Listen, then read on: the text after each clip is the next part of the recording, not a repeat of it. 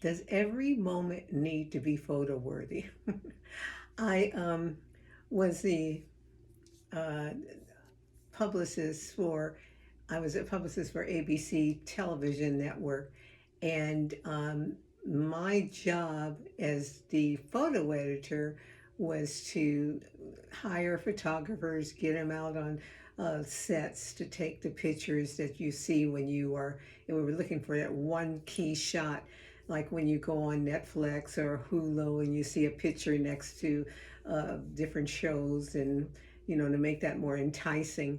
And I would hire makeup artists and costumers, and then I'd edit hundreds of photos to find the exact perfect one for that show. And oftentimes the celebrities and the actors would come in, and we'd go over the pictures together, and I would think, oh man, they are so picky and fussy over which shots, and you look for a perfect shot for them, and then they would kind of like, cringe, like, this is not the shot. Well, I didn't understand it until I started with eMindful in 2018, to started doing these online sessions like I'm doing now, and which I do for other companies as well. And then I got the chance to see myself up close. I said, "Oh no!" So I went through this whole judging stage, and so many people do it. I know that they're saying that now more men are getting different things done to their faces now that Zoom is so prevalent, in the workplace, and everyone is going online. What I don't understand and don't care for is what they're saying, that these young women who may be 18, 19 years old would, before they would post anything, they'd ask their friends, how does this look? And the friends would tell them one way or the other. And if they find a perfect shot, they would take that photo to a plastic surgeon and have the plastic surgeon do their faces over. And I thought, oh my God, this is something has gone too far. But the judgment of these photos is not so much everybody on the outside or people on the outside, is we judge ourselves, right?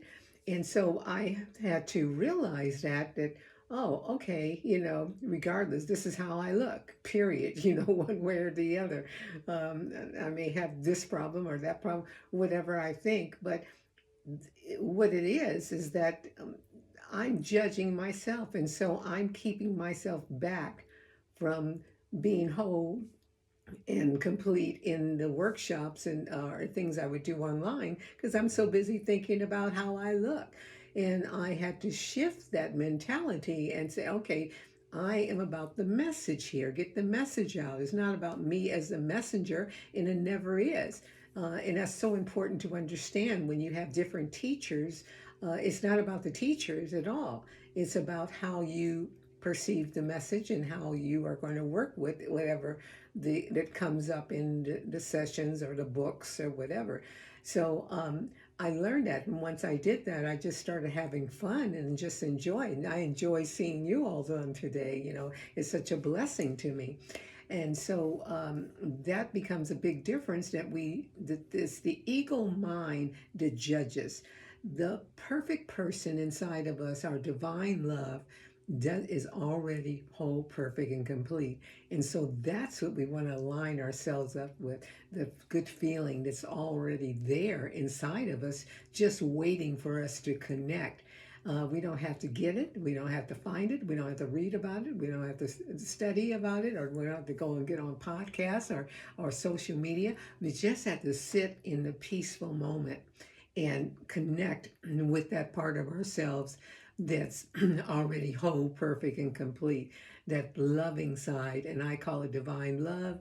And for spiritual people, you may call it divine love, Jesus, God, or whatever. But please remember, mindfulness is not a religion at all. It's a philosophy. It's about being in the present moment without judgment, without saying things are wrong or right or bad or good. Because when we focus on what's wrong and what's bad or good, bad rather, that's what our our consciousness brings to us.